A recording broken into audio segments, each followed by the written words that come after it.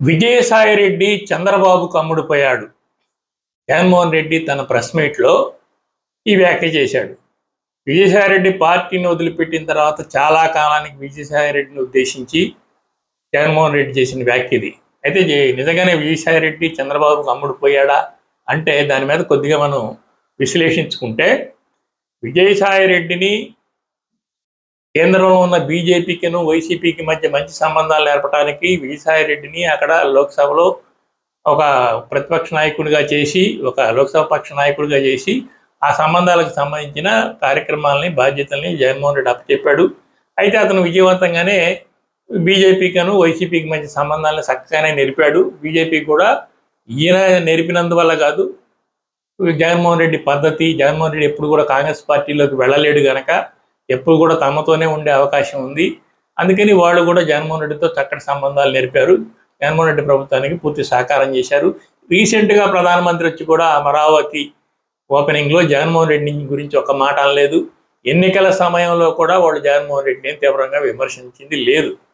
కనుక ఇప్పటికీ జగన్మోహన్ రెడ్డికిను బీజేపీకి మధ్య అలాంటి అంతర్గత సంబంధం ఉందనే చెప్పి రాజకీయ పరిశీలకులు అంటున్నారు.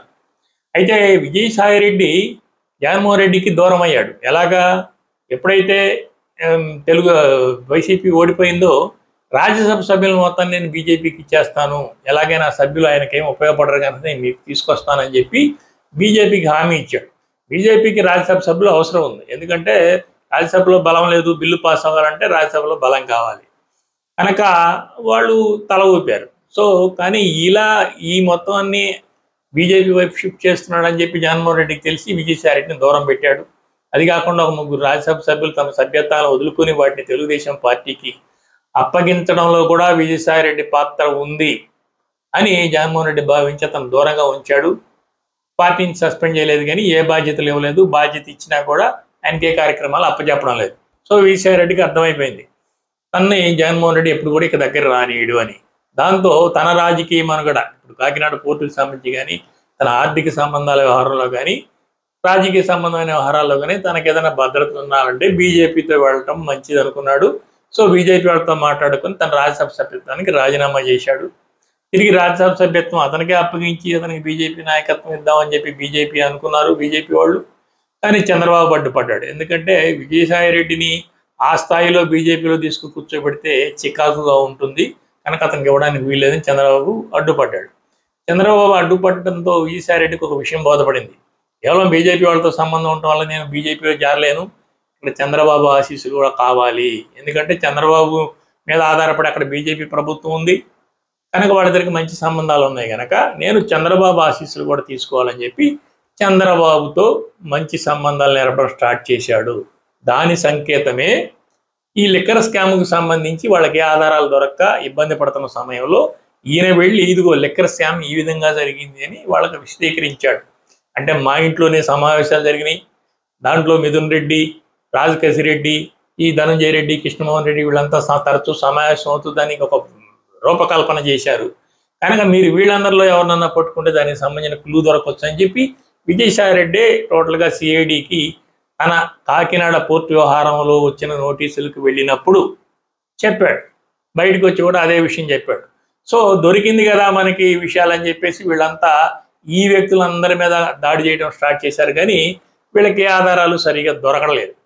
కానీ ఇందులో నిందితుడిగా విజయసాయిరెడ్డిని కూడా చేర్చారు, కానీ ఇంతవరకు విజయసాయిరెడ్డిని అరెస్ట్ చేయలేదు. సో విజయసాయిరెడ్డిని అరెస్ట్ చేయలేదు.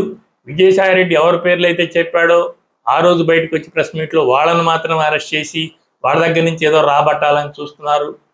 వాళ్ళ రిమాండ్ రిపోర్టుల్లో వీళ్ళ కథనాలను జోడించి వాళ్ళ సంతకాలు లేకపోయినా అవి తీసుకెళ్లి జడ్జి ముందు పెడుతున్నారు. ఈ తతంగం అంతా జరగడానికి ప్రధానమైన కారణం విజయసాయిరెడ్డి అనేది మనం పత్రికల ద్వారా తెలుస్తుంది, జగన్మోహన్ రెడ్డి వంటి వాళ్ళకి సాధారణంగా తెలిసిపోతుంది. అంతేకాకుండా తెలుగుదేశం అనుకూల మీడియాలో ఏదైతే లిక్కర్ స్కామ్ గురించి పెద్ద ఎత్తున ప్రచారం సాగుతుందో ఆ ప్రచారంలో కూడా విజయసాయిరెడ్డి పాత్ర కనిపించట్లేదు. విజయసాయిరెడ్డి కూడా ఒక పాత్రదారుడు, అతను 100 కోట్లు కొట్టేశాడు, ఒక లారీలో డబ్బులు తీసుకెళ్లాడని వీళ్ళేం చెప్పడం లేదు. ఒక మిథున్ రెడ్డి, రాజకేశిరెడ్డి, ధనంజయ రెడ్డి, కృష్ణమోహన్ రెడ్డి మీద మాత్రమే వ్యతిరేక వార్తల్ని వీళ్ళు రాస్తూ వస్తున్నారు తప్ప విజయసాయిరెడ్డిని పక్కన పెట్టారు. సో దీని మొత్తాన్ని చూసుకుంటే సాధారణంగా చిన్నపిల్లలు కూడా చెప్పొచ్చు, విజయసాయిరెడ్డి చంద్రబాబు ఆశీస్సుల కోసం ఎదురు చూస్తున్నాడు. తన రాజకీయ అవసరాలు కావచ్చు, తన ఇప్పుడు ప్రస్తుత మనుగడ కావచ్చు, తన ఆర్థిక పరమైన వ్యవహారాల్లో కావచ్చు, కేంద్ర ప్రభుత్వం ఒక్కటే సహకరిస్తే చాలదు, చంద్రబాబు కూడా సహకరించాలని విజయసాయిరెడ్డికి అర్థమైంది. అందుకే ఆయన చంద్రబాబు చెప్పినట్టు నడుచుకుంటున్నాడు అనేది వాస్తవం. దీన్ని బట్టే జగన్మోహన్ రెడ్డి ఈ వ్యాఖ్యలు చేశాడు.